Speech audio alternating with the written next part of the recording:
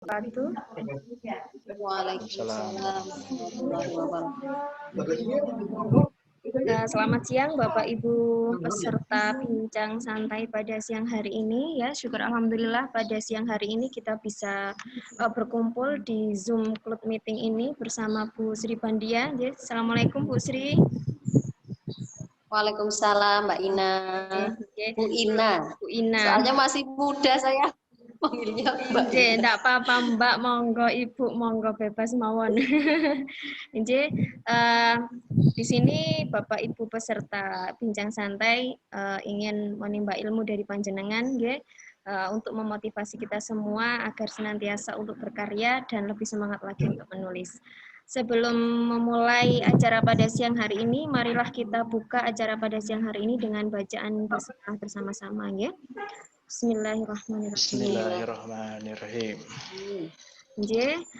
Kemudian untuk selanjutnya, monggo Bu Sri selaku pemateri menyampaikan materi. Untuk peserta, mohon untuk speakernya dinonaktifkan dulu agar suaranya terdengar dengan jelas. Apabila nanti ada pertanyaan, silahkan ketik pertanyaannya di kolom chat mawon. Nanti saya bacakan di akhir sesi setelah Bu Sri menjelaskan materi. Monggo Bu Sri. Iya. Matur nuwun Bu Ina atas waktunya. Terima kasih Mas Dede atas kesempatannya mengundang saya ke forum guru menulis. Assalamualaikum warahmatullahi wabarakatuh. Waalaikumsalam warahmatullahi wabarakatuh. Assalamualaikum warahmatullahi wabarakatuh. Alhamdulillah Bapak Ibu Guru, hari ini kita akan berbicara tentang proses penulisan novel gitu. Proses penulisan novel seperti apa, awal mulanya, kemudian proses kreatif itu harus dimulai dari mana. Nah, tadi pagi saya mengirimkan 3 hal pokok kepada Mas Dede, yaitu sinopsis, outline tiap bab, kemudian yang ketiga adalah tentang karakter tokoh yang akan kita gunakan di novel. 3 hal itu mungkin yang perlu Bapak Ibu terapkan ketika nanti memulai untuk menulis novel. Ketika sudah ada ide, segera saja ide itu dieksekusi ya. Ide itu diejawantahkan dalam bentuk sinopsis. Jadi mau nulis novel tentang apa, dituliskan di situ. Dari ide yang semula mungkin hanya saya pengen nulis novel tentang perjuangan sekolah misalnya. Kemudian diejawantahkan dalam bentuk sinopsis. Contoh yang saya kirimkan itu adalah sinopsis novel Snuri. Apa ora ketemu? Mohon ya untuk speakernya dinonaktifkan.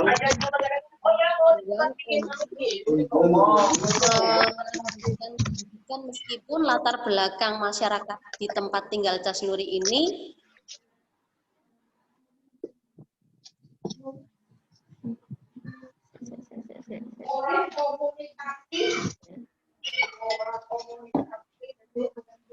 saya lanjutkan gitu.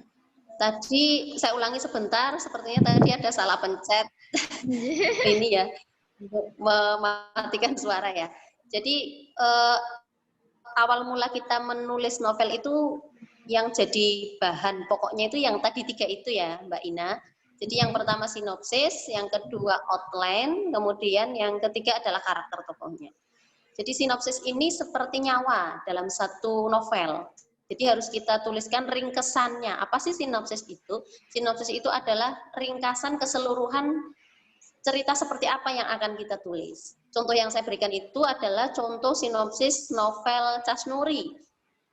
Novel yang temanya adalah tentang perjuangan sekolah, meskipun latar belakang masyarakat tokoh, si Casnuri itu adalah latar belakang masyarakatnya adalah yang masyarakat yang tidak mementingkan pendidikan gitu ya, karena masih terbelakang, masih desa tertinggal begitulah, sampai masuk indeks desa tertinggal sehingga tidak penting orang sekolah SD saja, yang penting sudah bisa membaca dan menulis saja sudah cukup gitu. Ngapain sekolah tinggi-tinggi, apalagi untuk seorang perempuan. Itu sinopsisnya dari awal sampai kemudian endingnya seperti apa. Kemudian yang kedua, bahan bakar kedua kita menulis novel itu adalah outline tiap bab. Dari sinopsis tadi kita lebih rinci lagi. Ini novel mau dibuat berapa bab? Misalnya 10 bab. Bab 1 awal mulanya apa? Bab 2, bab 3 itu diberi ringkesannya juga. Misalnya bab 1 tentang pengenalan tokoh. Siapa sih tokohnya? Cas Nuri itu siapa? Maka bab 1 dituliskan di situ dia adalah seorang gadis berasal dari desa keramat. Dan ada peristiwa apa di situ dituliskan ringkesannya.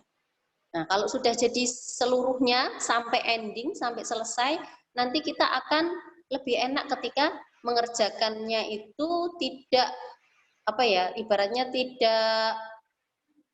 tidak harus langsung selesai misalkan terselah dengan kesibukan lain. Misalnya itu ada 10 bab, targetnya satu bab itu 1 minggu, otomatis harus jadi 2,5 bulan ya, karena ada 10 bab, kan berarti 10 minggu.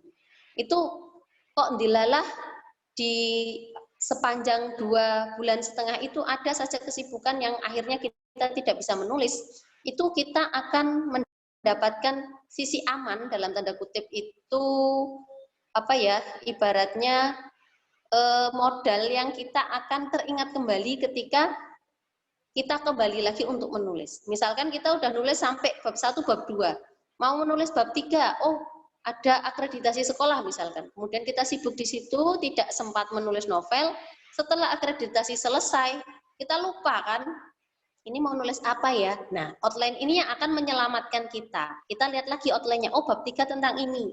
Jadi kita enak, nanti mengembangkan untuk babnya yang menjadi satu bab utuh itu akan lebih enak ketika ada outline. Berbeda ketika kita hanya menuliskan sinopsis tanpa menuliskan outline-nya. Begitu tersela dengan kesibukan lain, kita mau nulis lagi sudah bingung lagi. Ini mandek di bab 2, mau melanjutkan bab 3, apa ya yang mau saya tulis? Nah itu gunanya outline yang kita buat. Kemudian yang ketiga itu adalah tentang karakter khas ya yang kita tuliskan di situ. Jadi kita harus punya penggambaran karakternya ada berapa orang misalnya. Saya contohkan di novel Lili, ini novel saya yang terbaru itu ada beberapa karakter di situ, tokohnya ada Lili, ada Jimmy, ada Pandu lah. Ini salah satu karakternya bisa dituliskan di situ tentang ciri-ciri fisik. Misalkan saja Jimmy ini tingginya 175, kemudian dia hidungnya mancung, rambutnya belah pinggir, misalkan seperti itu. Kemudian dia ada satu kata-kata khas yang dia ucapkan kepada tokoh utama, misalnya ketika memanggil Lili, dia manggilnya adalah darling. Jadi ketika di dialog itu ada tulisan darling, itu kita tidak usah memberikan, di situ tidak usah kita memberikan satu keterangan, ucap Jimmy itu nggak perlu. Nanti pembaca akan tahu, karena di bab sebelumnya kita sudah memasukkan kekhasan panggilan itu, kalau yang manggil darling itu pasti Jimmy. Jadi pembaca otomatis sudah tahu. Nah, penting nggak sih karakter tokoh ini kita tulis secara detail gitu ya? Ini penting karena supaya novel kita itu betul-betul tokohnya itu terkesan hidup gitu. Misalnya di novel Cas Nuri tadi ya, ini ada satu tokoh Alang tadi namanya ya. Alang itu dia punya makanan favorit. Makanan favoritnya adalah apa tulisan jengkol gitu ya. Maka di situ kita bisa sekalian mengenalkan satu kuliner Nusantara ya, di situ semur jengkol yang ternyata banyak yang suka tapi malu ya karena efek setelah makan itu kan menimbulkan bau gitu. Jadi kita sekalian bisa memberikan informasi-informasi tambahan di situ. Itu fungsinya karakter yang kita tuliskan secara detail. Termasuk karakter di sini, ciri-ciri fisik, sehingga kita bisa memberikan narasi di situ ya. Misalkan kita tidak akan monoton ketika memberikan dialog, ketika kita sudah menuliskan karakternya. Misalkan saja tadi Jimmy itu ciri-ciri fisiknya tinggi, hidungnya mancung, rambutnya belah tengah. Kita akan bisa menuliskan di situ. Aku butuh penjelasanmu, misalnya titik, tanda tutup ya, tanda petik tutup, kemudian di narasinya, laki dengan rambut belah samping itu, nah itu menunjukkan siapa yang belah samping, itu menunjukkan adalah yang belah samping adalah Jimmy. Jadi pembaca sudah tahu, oh ini yang ngomong tuh Jimmy. Oh ini yang ngomong tuh Lily. Oh ini yang rambutnya belah samping itu siapa? Ini yang hidungnya kecil, yang warna kulitnya coklat itu siapa?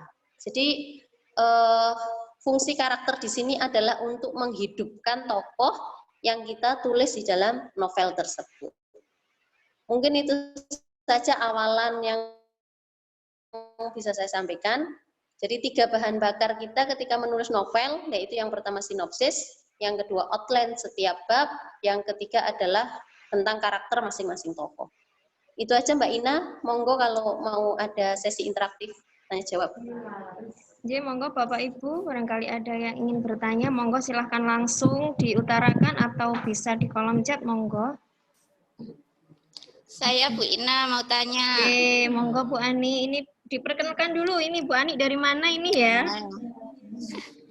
Salam kenal Bu. Saya Bu Ani dari Mojokerto, temannya Bu Ina juga. Seperguruan ini. Tapi saya nggak produktif Bu. Saya nggak pernah nulis. Mau tanya Bu. Nulis Bu. Ya amin. Yang pertama, apa bedanya novel sama cerbung? Yang kedua, bagaimana tipsnya agar novel yang kita buat itu diterima masyarakat? Syukur-syukur kalau menjadi bestseller, itu Bu. Amin. J, ini langsung dijawab atau gimana Mbak Ina? J, monggo langsung dijawab mawon Bu. Oh iya, bedanya novel dan cerbung ya Bu ya. Bu Ani, cerbung itu kalau tidak salah singkatannya adalah cerita bersambung ya. Ya. Cerita bersambung itu kan bisa banyak ya. Bisa cerita bersambung novela misalkan. Cerita bersambung yang akan dijadikan novel. Nah, batasannya adalah tentang jumlah katanya, Bu.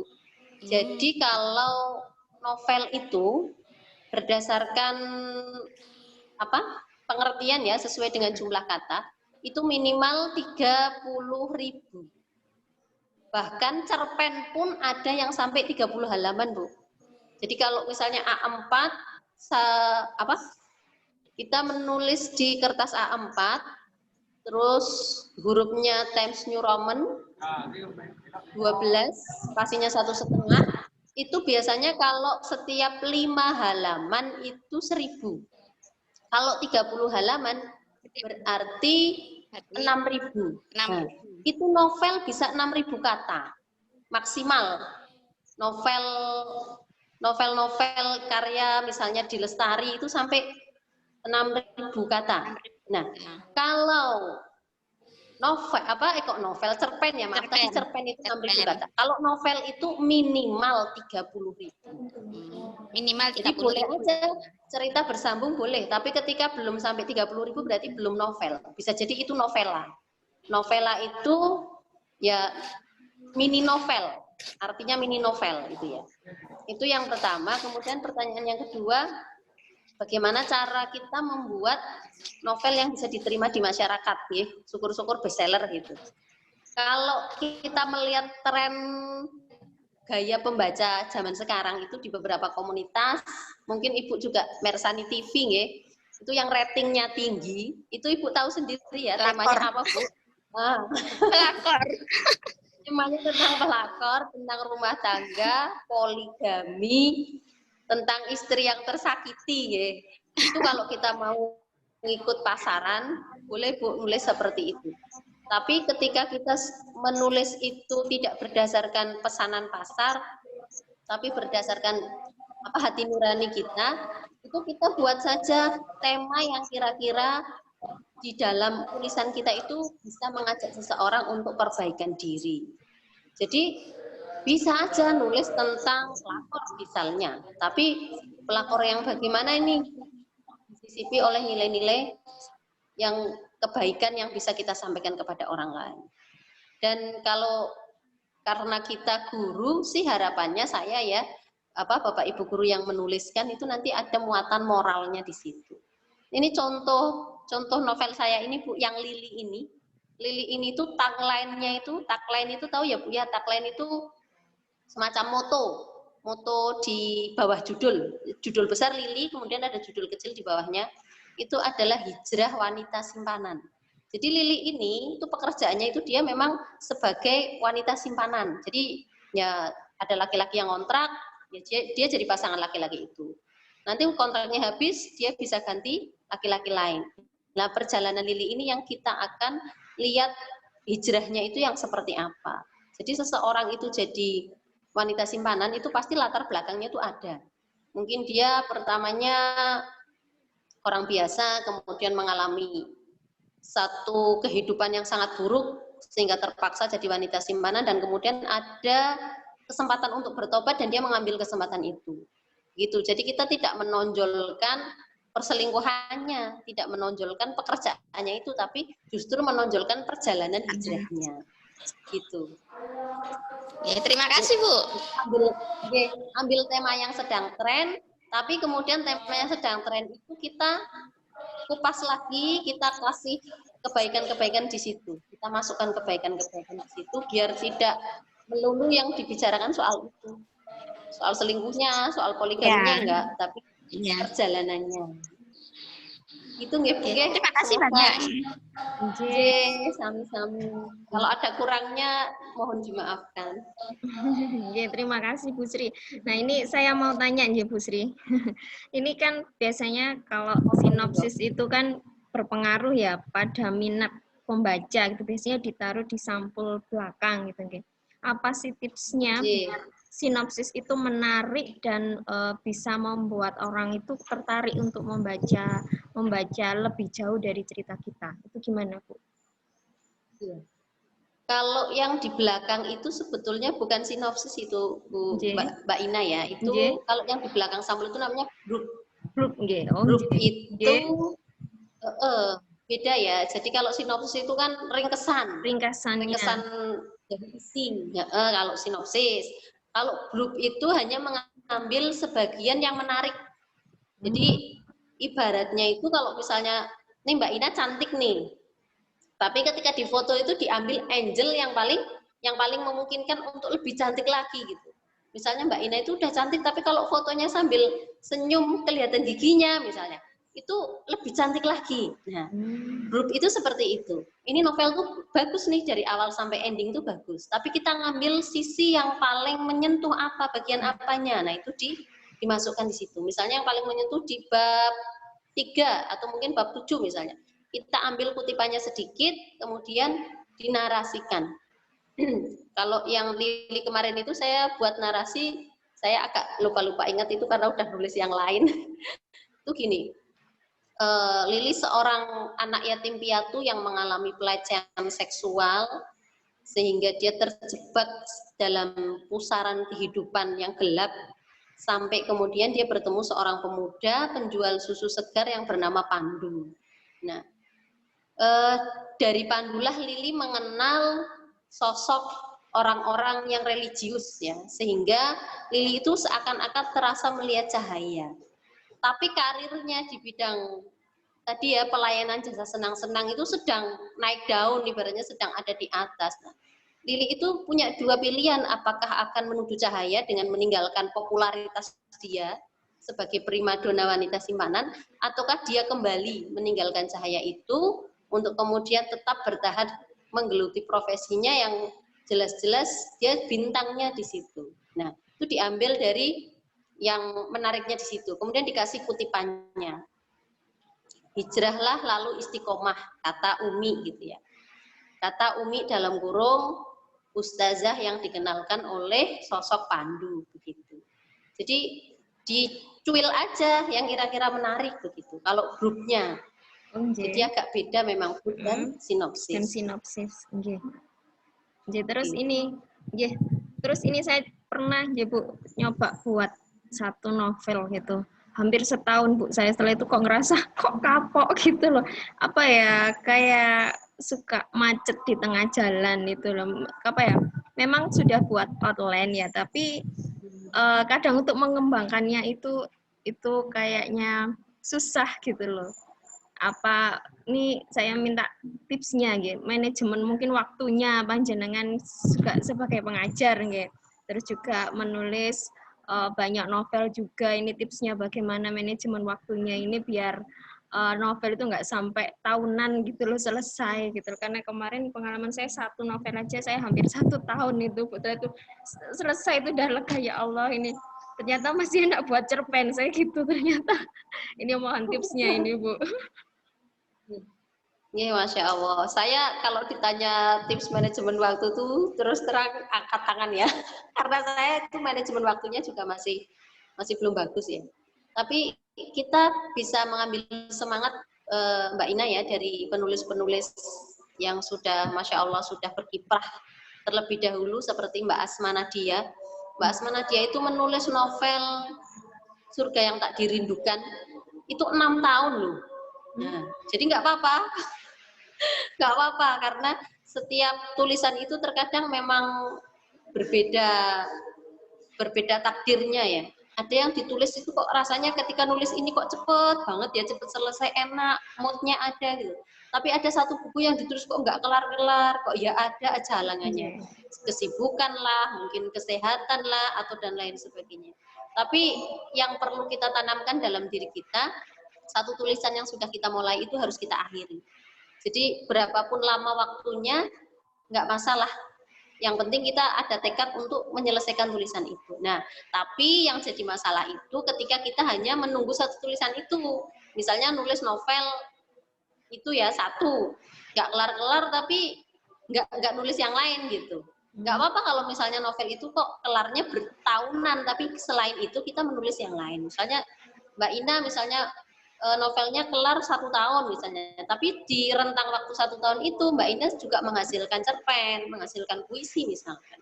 Nah itu nggak masalah Mbak Ina. Yang penting ya tekad kita untuk menyelesaikan aja. Jadi waktu itu memang waktu di tengah-tengah itu pikiran saya nggak dilanjut itu, eman-eman udah mau selesai kata dilanjutkan itu ya. Iya.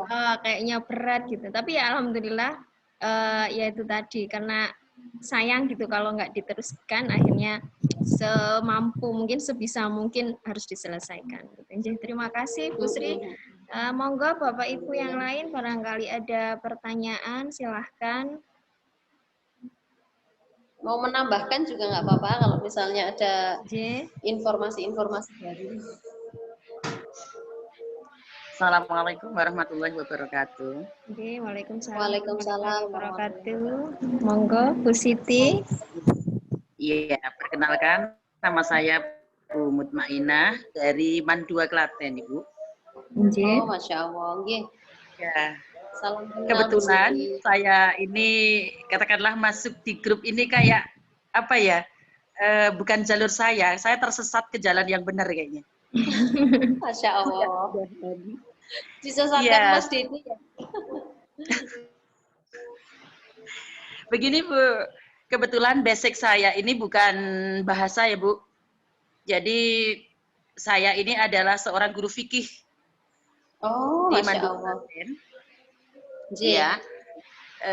Dengan bergabung dengan ibu-ibu yang di grup ini, saya merasa mendapatkan inspirasi bagus untuk memulai coretan pena saya.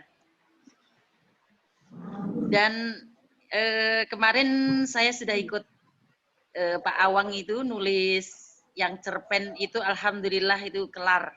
Satu cerpen terselesaikan. Terus ini kemarin mencoba Sonian, ini baru kelar hari ini Bu. Oh, nah, ini novel. Iya. Barakallah Bu. Amin, amin ya Allah. Mohon motivasi Ibu. Gimana ini biar saya ini istiqomah dalam menulis. Karena kadang-kadang ini menulis ini kita kehabisan ide sama sekali Bu. Bagaimana kita bisa merefresh ide-ide kita ini agar selalu update, kemudian memotivasi diri kita untuk selalu kepingin melanjutkan apa yang sudah kita mulai lagi itu. Yang tadi sudah kita mulai. Terima kasih Bu Sri tipsnya. Semoga ilmunya bermanfaat. Barakallah. Terima kasih. Assalamualaikum warahmatullahi wabarakatuh. Ya, waalaikumsalam warahmatullahi wabarakatuh. Bu Siti, alhamdulillah dapat kenalan lagi. Mudah-mudahan pertemuan ini manfaat Bu J. Saya juga masih belajar ini kalau ditanya tentang motivasi kita untuk terus istiqomah untuk menulis begitu ya. Kalau yang pertama itu memang karena yang pertama sekali nggih Bu nggih, memang sebaiknya kita meniatkan menulis itu motivasinya bukan suatu motivasi yang cepat hilang. Jadi buatlah satu motivasi dan tanamkan dalam diri kita tentang motivasi menulis itu.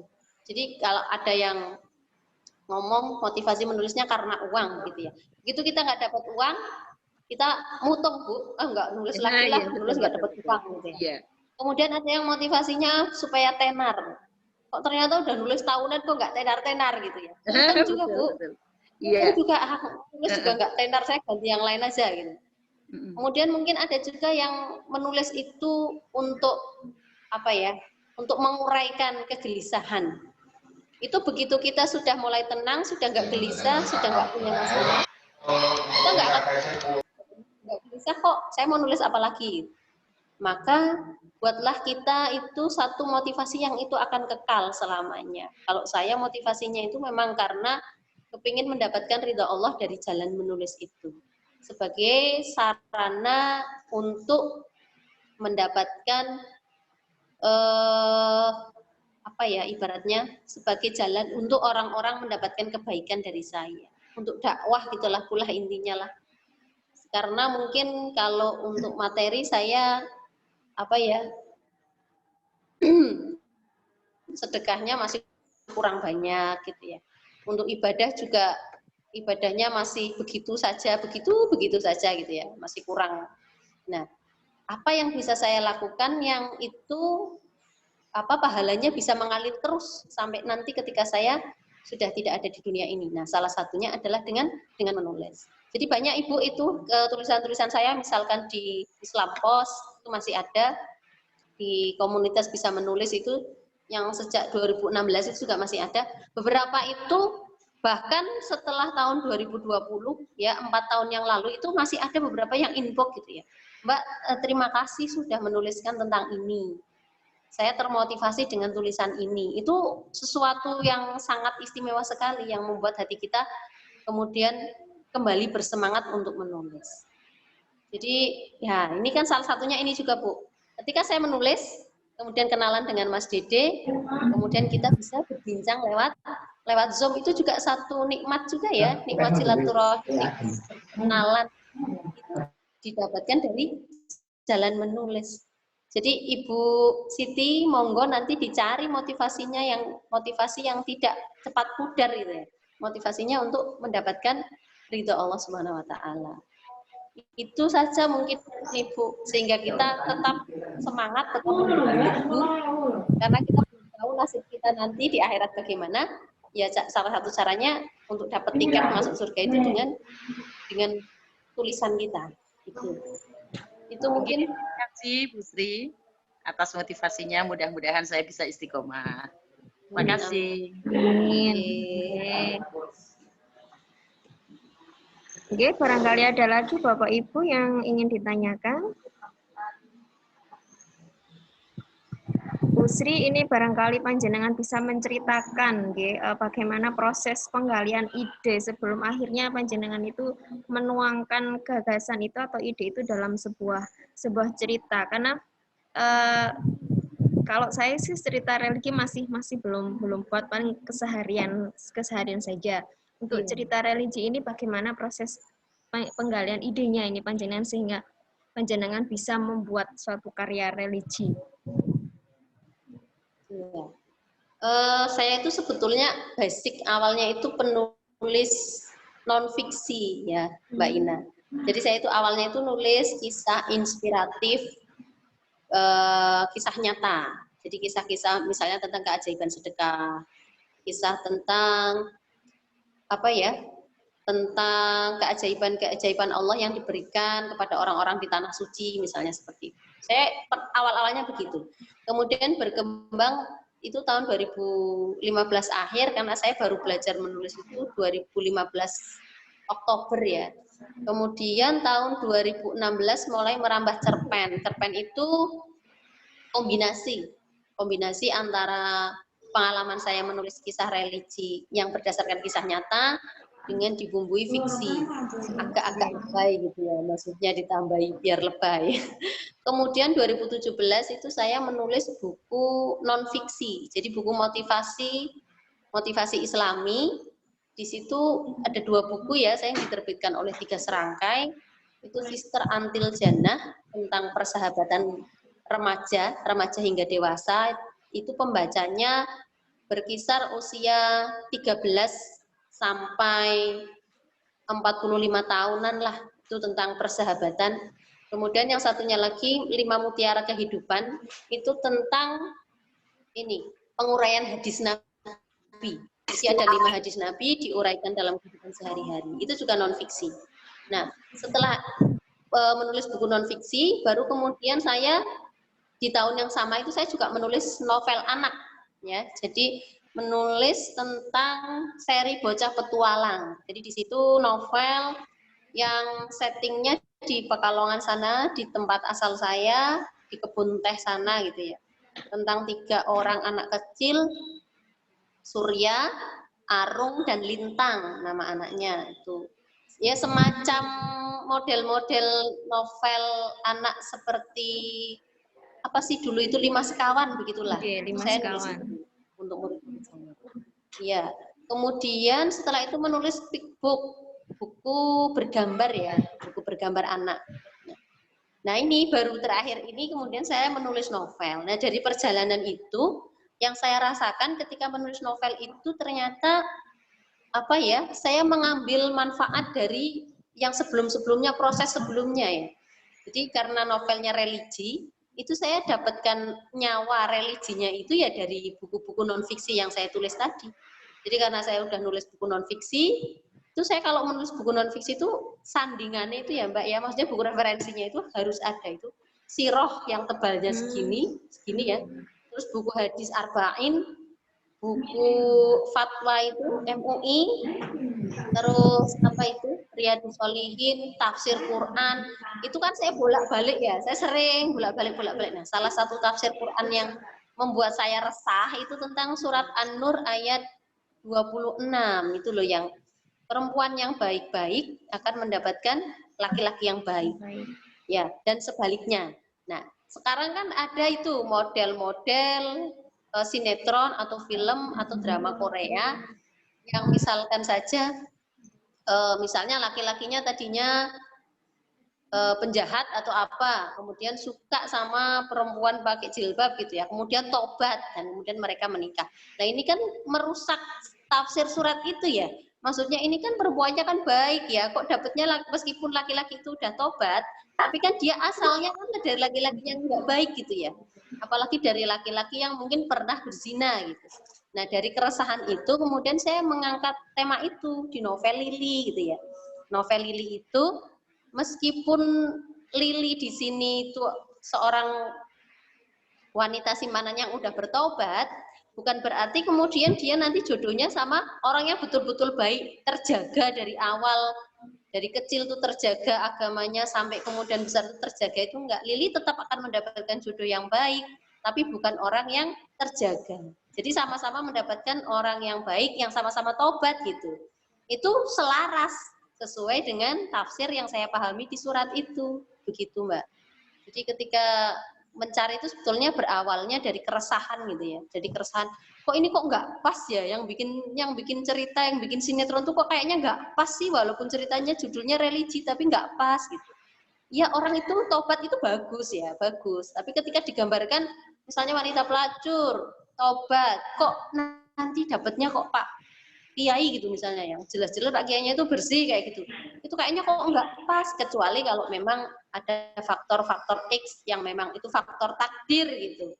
Itu kita nggak bisa tahu. Tapi saya pengen membuat satu novel yang berbeda, yang sesuai dengan tafsir yang saya pahami. Itu aja sih Mbak Ina, mungkin diangkat dari keresahan. Gitu. Dari keresahan kemudian banyak membaca juga nih Bu. Kalau mau nulis perlu apa ya? Istilahnya apa? Riset ya Bu ya. Riset dengan banyak membaca gitu. Ya. Referensi gitu. Ya. Monggo Bapak Ibu, barangkali Biar ada saja yang nggak ngawang. iya, inje. Monggo Bapak Ibu, barangkali ada yang bertanya. Ini mumpung ada Bu Sri ini. Banyak sekali nje Bu prestasi jenengan nje. Itu Enggak memang lah, itu baru dikit. ya Bu ya, salah satu motivasi menulis juga nggih kalau ikut lomba-lomba gitu nggih, ikut event-event lomba itu nggih. Iya.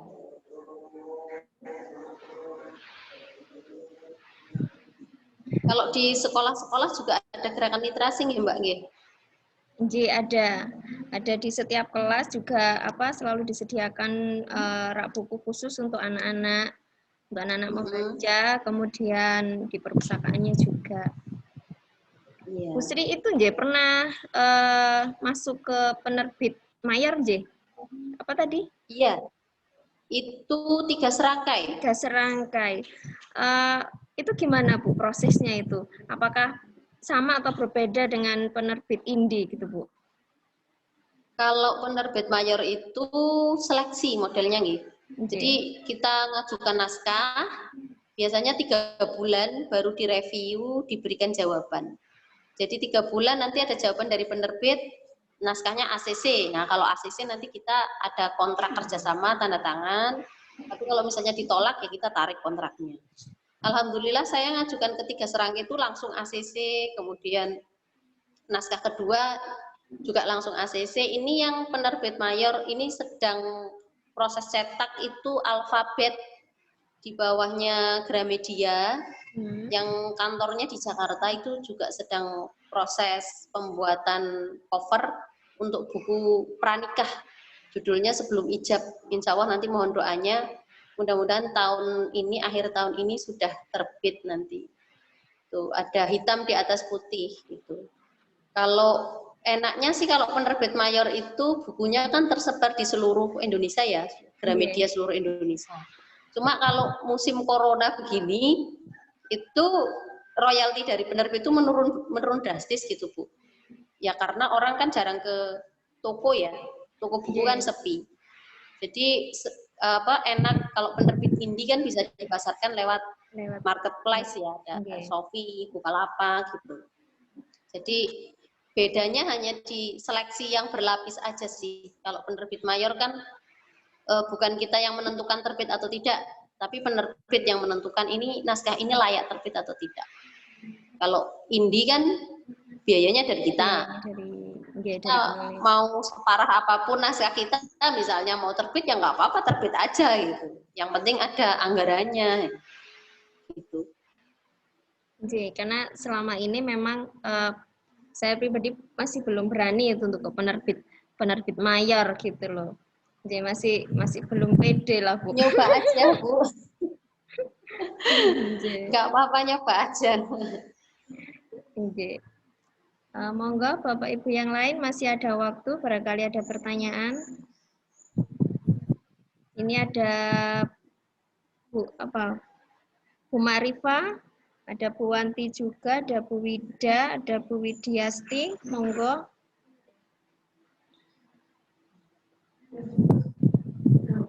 Pak Dede barangkali. Pak Dede.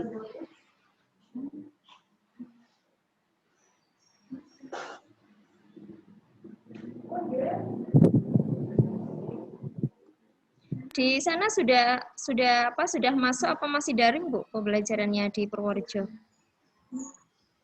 Sudah masuk Mbak Ina, sudah masuk Pak bergilir. Nggih.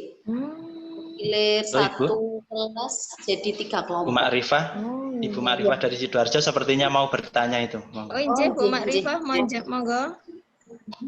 Assalamualaikum warahmatullahi wabarakatuh. Waalaikumsalam warahmatullahi wabarakatuh. Monggo Bu Ma'rifah, salam kenal. Matur nuwun Pak Dede, Bu Sri, Bu Ina dan semuanya. Alhamdulillah saya bisa bergabung di grupnya Pak Dede ya, awalnya di komunitas menulis. Alhamdulillah saya ini penulis pemula ya.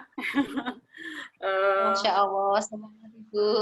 sekali seperti Bu Sri, seperti Bu Ina, Pak Dede yang sudah sukses itu ya. Jadi berawal ini Ibu Bapak, kemarin kan ada program dari Kemenak ya, Provinsi Jawa Timur itu program Ceris itu nggih, cerita remaja Islami itu. Jadi kami dilibatkan untuk mengikuti Bintek Ceris yang nantinya bisa mendampingi para siswa gitu ya, dan guru PAI ya Ibu ya, Bapak ya. Jadi khusus PAI memang kami di sana. Nah, kemudian kami ditantang untuk ikut menulis gitu ya, coba-coba aja ikut menulis. Akhirnya alhamdulillah kemarin dalam untuk kado HUT RI itu ya, kita dimotivasi untuk bisa memberi kado untuk HUT RI itu. Alhamdulillah dalam waktu mungkin sekitar tidak sampai 1 bulan itu saya menyelesaikan novel ya, tapi ya tidak pakai teori, pokoknya nulis gitu. Gitu. Alhamdulillah sudah terbit ISBN kapan hari itu. Tapi ini mau nulis lagi setelah banyak teori ya. Setelah menulis satu itu baru dapat teori-teori ini ya. Kemarin dari Bu Ina itu mungkin ya yang ada video dari Pak Dede itu. Sekarang mungkin dari Bu Sri. Banyak kita pelajari teori-teorinya. Semakin macet ini, mau nulis lagi. Belum ini. Banyak kan teori malah macet ini. Yang pertama itu nulis saja gitu, nulis saja. Kebetulan dari kisah saya pribadi yang saya kemas ini menjadi cerita fiksi itu. Sekarang mau nulis lagi, baru beberapa halaman masih macet gitu ya. Sambil mengikuti kegiatannya Pak Dede di grup itu, kemarin menulis cerpen, kemudian puisi ya, beberapa puisi kemarin sudah dapat 5 itu. Jadi gimana ya untuk Bu Sri yang pengalaman ini menulis novel tadi sudah saya simak sih, cuman ya masih buntu aja gitu, masih pengen bersemangat, pengen nulis karena apa, kita niat untuk ini aja dakwah melalui tulisan gitu ya. Jadi Masya Allah, iya. Alhamdulillah saya bergabung dengan orang-orang hebat. Matur nuwun Bu Sri, Pak Dede, terima kasih semuanya. Bu Ma'rifah. Nggih, barakallah Bu Ma'rifah atas terbitnya novel nggih. Alhamdulillah. Memang benar niku yang disampaikan Bu Ma'rifah itu, ada beberapa tipe orang yang awalnya itu lancar aja, itu nulis cepat bisa jadi 1 buku. Tapi begitu mengenal dunia kepenulisan, bertukar pikiran, kemudian mendapatkan satu imbal balik, oh menulis itu teorinya seperti ini. Itu kok justru mau maju itu kok kagok ya Bu ya. Malah jadi tahu teori malah takut, itu gimana gitu. Nah, ini ternyata yang dialami Bu Ma'rifah itu pernah juga dialami oleh beberapa teman dulu di awal kepenulisan di sebuah komunitas di Facebook gitu ya. Itu ketika udah tahu teorinya kok jadi macet gimana ya. Jadi yang namanya proses menulis itu nggih Bu Ma'rifah, monggo boleh dilanjutkan saja, jenengan nggak usah lihat teori-teorinya. Kalau jenengan lebih nyaman dengan menulis apa adanya jenengan, itu tulis saja. Nanti ketika sudah selesai baru kemudian ada yang namanya proses editing. Nah, itu jenengan baca dari awal. Dari awal tulisannya jenengan dibaca. Kira-kira ada nggak yang perlu diputar supaya konflik di dalam tulisan kita itu menarik? Misalnya nih, kita nulis saja tanpa teori misalnya. Bab 1 tentang pengenalan diri kita, karena itu novel tentang kita, misalnya tentang perjuangan kita sampai jadi pegawai negeri misalnya, tentang diri kita. Misalnya tokohnya diberi nama, karena yang nulis Bu Ma'rifah, tokohnya diberi nama Arifah misalnya. Arifah ini hidupnya di mana, keluarganya bagaimana, sekolahnya bagaimana misalnya. Kemudian bab 2 dia sekolah di keguruan misalnya kayak gitu. Bab 3 dia kenalan sama seseorang, bab 4 dia menikah, bab 5 dia jadi guru tapi belum PNS misalnya seperti itu. Itu kan alurnya mengalir saja ya, tidak ada lonjakan alur yang bikin greget gitu kan nggak ada. Kayak biasa aja gitu.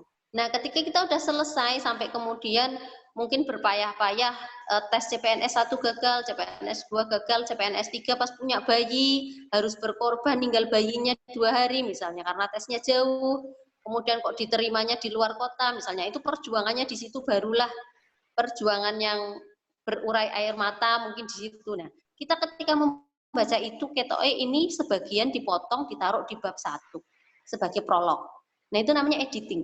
Iki ketoke yang bikin menarik yang ini deh, yang di bab 5 ini misalnya tadi. Di situ diceritakan tentang punya anak yang masih kecil 1 bulan ditinggal untuk tes CPNS misalnya, ditinggal selama 3 hari, anaknya panas, kita ditelepon sudah nggak konsentrasi, oleh mengerjakan soal itu dengan pokoknya dengan sebisanya, pas pulang-pulang berapa bulan kemudian dapat kabar kalau diterima, itu langsung sujud syukur, ingat perjuangannya dulu seperti apa. Itu dipotong, bab itu dipotong untuk jadi prolog. Nah, kemudian bab 1-nya baru pengenalan tokoh tadi. Bab 2-nya mungkin nggak kemudian sekolah, tapi mungkin dipotong dari bab yang tadi itu. Jadi kalau ada rumusnya itu, Bu, kalau kita menulis novel itu rumusnya genap ganjil. Kayak rumus mobil di Jakarta. Jadi genap itu sambungannya genap. Bab 1 itu nanti nyambungnya di bab 3. Bab 2 itu nyambungnya di bab 4. Itu kalau kita mau buat alur yang tidak biasa. Tapi kalau misalnya Ibu sudah merasa cukup dengan alur yang tadi, yang hanya datar saja, ya nggak masalah, Bu. Itu selera masing-masing penulis gitu ya. Tapi kalau kita mau naik kelas, mau membuat tulisan kita lebih greget lagi supaya pembaca langsung jatuh cinta ketika membaca bab pertama itu langsung jatuh cinta, ya kita harus mau editing itu. Itu saja mungkin Bu Makrifah saran dari saya, tulis saja senyaman jenengan nyamannya seperti apa, tulis saja, mengalir saja, baru setelah selesai nanti jenengan persani lagi, dibaca lagi, kira-kira ada yang butuh dipotong, ada yang butuh diganti, ditukar begitu babnya, bab 7 dijadiin bab 1, bab 1 dijadiin bab 3, diputar gitu, bisa. Itu ya, Bu. Terima kasih Bu Sri. Karena kan kita pengen dari teori itu harus kuncinya di paragraf pertama kan gitu katanya. Pembaca mau terus baca atau enggak kan kuncinya di paragraf pertama. Nah, berikutnya yang bisa pembaca langsung meneruskan bacaannya, penasaran pengen lanjut itu triknya di paragraf pertama itu seperti apa Bu Sri? Ya itu tadi Bu, jenengan kan nyamannya tadi nulis yang sesuai dengan jenengan aja, ditulis aja nggak apa-apa. Nanti kalau sudah selesai, daripada nanti nggak selesai-selesai, kalau sudah selesai, baru jenengan editing. Editing itu nanti jenengan cari dari jumlah paragraf itu yang paling menarik yang mana itu diambil, dipakai untuk bagian prolog. Jadi itu. Nunggu kalau saran saya yang selesai ya? Karena kan tipenya jenengan tadi, tahu teori malah nggak selesai-selesai begitu kan. Ya, betul. Jadi mungkin jenengan lebih cocok dengan model yang seperti itu. Yang pokoknya selesai dulu, baru nanti dipermanis, dipercantik tulisannya pas editing itu. Itu Bu. Ya. Terima kasih Bu Sri. Sami-sami. Bu Makrifah dari Sidoarjo. Monggo Bapak Ibu, masih saya beri kesempatan untuk bertanya, barangkali ada yang belum jelas.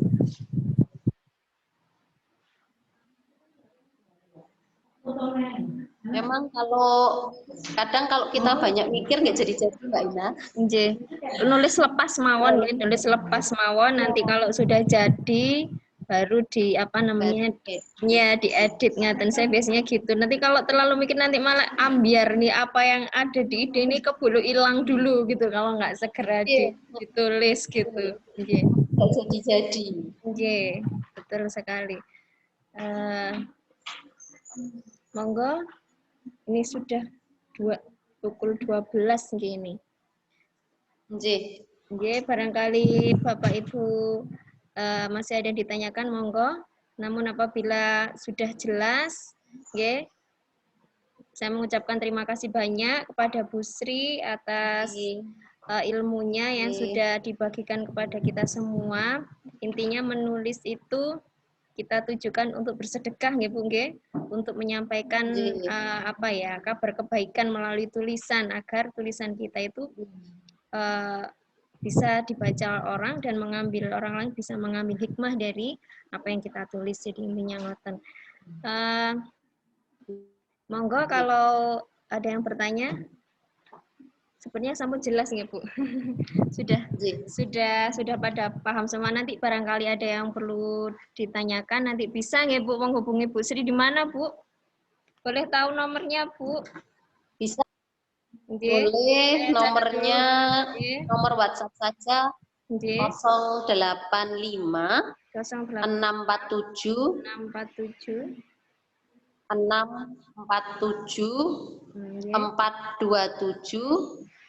564. 085 647 427 564 nggih.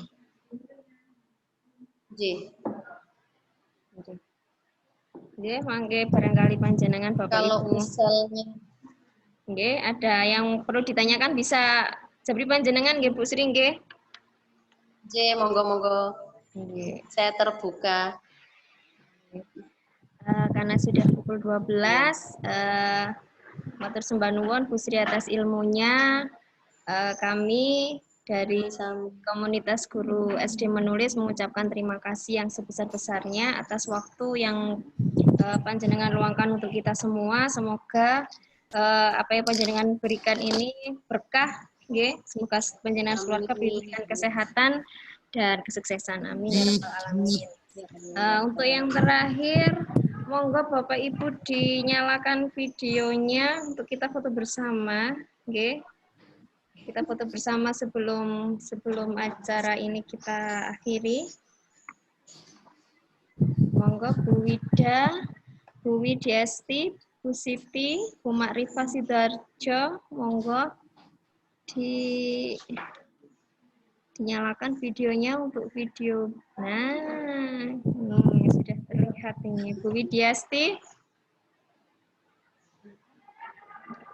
Coba.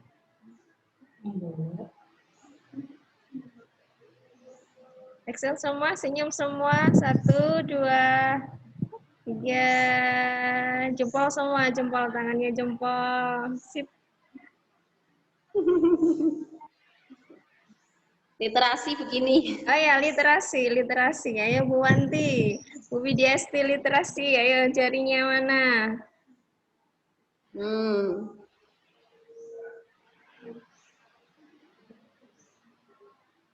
Oke, sampun. Sekali lagi terima kasih banyak. Saya selaku moderator mengucapkan terima kasih banyak dan mohon maaf apabila ada salah-salah kata. Kita akhiri pertemuan pada hari ini dengan bacaan alhamdulillah bersama-sama. Alhamdulillahirabbil alamin. Alhamdulillahirabbil alamin. Oke, saya akhiri. Wassalamualaikum warahmatullahi wabarakatuh. Waalaikumsalam warahmatullahi wabarakatuh. Terima kasih. Siang, selamat menjalankan aktivitas. Selamat melanjutkan aktivitas. Terima kasih. Sampai ketemu di kesempatan yang lain. Terima kasih, Mas Dede. Sama-sama, Ibu. Waalaikumsalam. Waalaikumsalam.